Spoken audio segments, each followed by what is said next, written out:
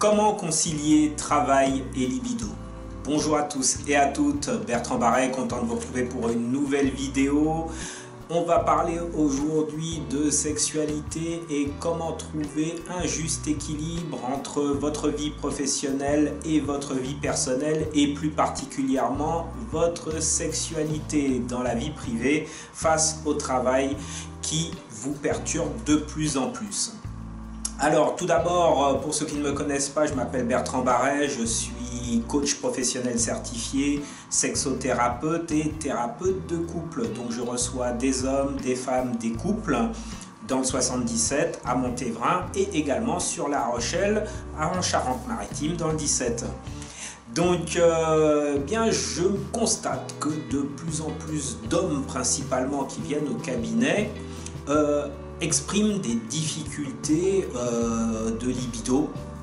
Je vais parler de dysfonction érectile, d'éjaculation prématurée et comme je le dis souvent dans d'autres vidéos, on ne parle pas que de sexualité quand on vient au cabinet, on parle plus précisément de difficultés liées à l'environnement et de la vie courante en fait.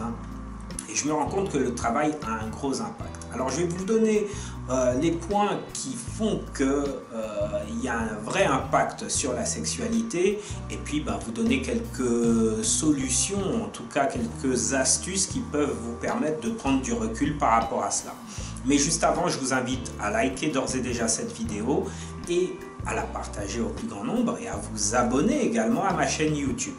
Sexualité et travail font pas bon ménage concrètement parce qu'il y a plusieurs points.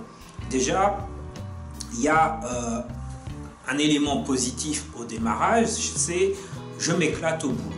Et oui, vous créez une nouvelle entreprise, c'est votre bébé, vous avez envie qu'elle grandisse, vous avez envie qu'elle évolue. Et donc vous êtes à 100% dans votre travail. Que vous soyez un homme ou une femme, vous êtes vraiment à fond dans ce que vous faites. Et ça peut avoir, déjà c'est un effet grisant pour vous, parce que vous avez envie d'y aller, vous avez envie de réussir. Et quelque part, ça se rapproche un peu d'une pulsion sexuelle, de désir, de créer, de faire quelque chose de fort. Et ça a tendance à vous faire oublier votre lien dans le couple ou à atténuer votre libido parce que ça devient un plaisir secondaire. Donc au début, ça vous donne l'élan pour gérer votre entreprise, mais sur du long terme, ça peut avoir un impact sur votre couple. Deuxième point et facteur important, c'est la fatigue. Donc là, on est dans quelque chose d'un peu plus négatif au niveau du ressenti. C'est la fatigue liée aux horaires qui sont extensibles en fait. Vous avez les transports et tout ça, ça va jouer parce que vous allez rentrer tard, vous n'avez pas forcément envie de faire un câlin à ce moment-là. Alors les hommes peut-être un peu plus que les femmes. Pour les femmes, il y a souvent un deuxième boulot qui les attend à la maison lorsqu'il y a des enfants. Et puis il y a cette contrainte de il faut que je dois faire les choses, donc ça on en parlera dans le lâcher prise.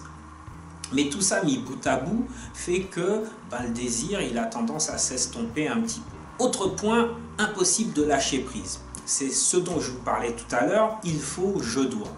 Madame rentre à la maison, elle doit s'occuper des enfants, elle doit s'occuper de la maison, tout doit être impeccable et tout ça, ça nuit au désir. Pareil, monsieur rentre à la maison, il faut, je dois continuer à penser au travail du lendemain, c'est valable aussi pour les femmes, je ne fais pas de discrimination à ce niveau-là, je dirais même que les femmes, comme je vous dis souvent, ont une double tâche.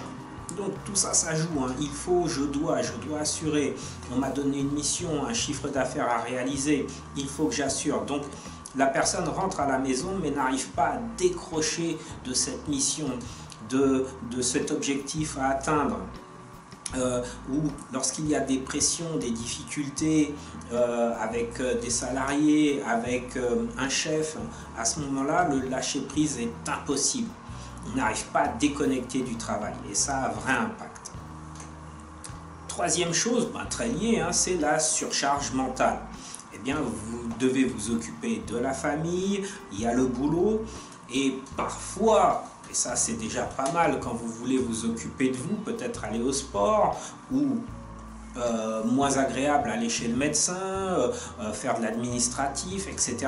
Tout ça, ça s'accumule, et du coup, il y a un manque de temps pour ce qui est agréable pour le couple, se retrouver, prendre du temps pour le couple et le nourrir, et nourrir le lien.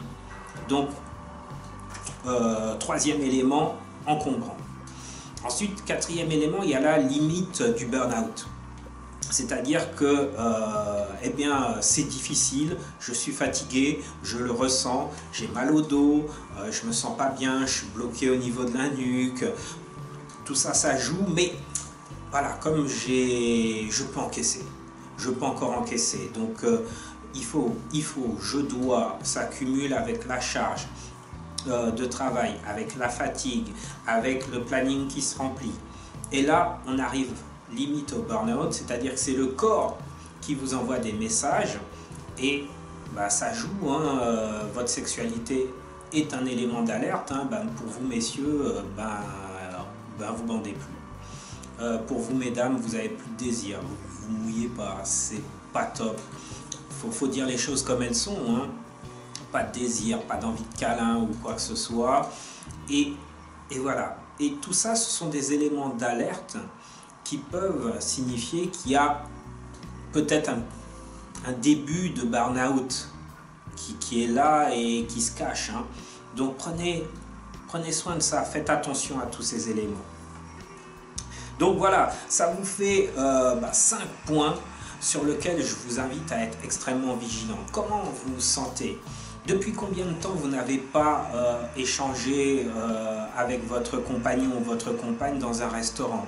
Depuis combien de temps vous n'avez pas pris un week-end ensemble où vous avez décidé de décompresser?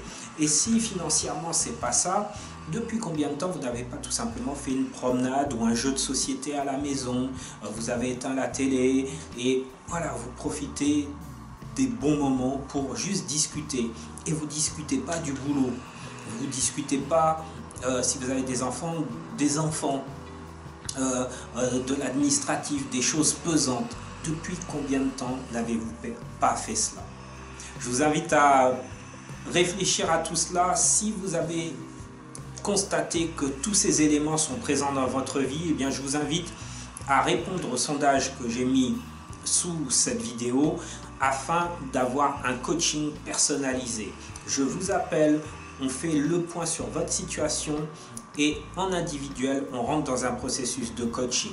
Si vous avez envie de changer votre vie, si vous êtes déterminé à ne plus vivre en mode, comme je dis, en mode zombie, et allez-y, dégagez-vous de tout ça et parfois une aide extérieure est importante. Je vous dis à très bientôt pour une prochaine vidéo. On va continuer sur le cycle du stress et de tous les éléments négatifs qui vous empêchent d'avoir une libido épanouissante. À très bientôt. Ciao.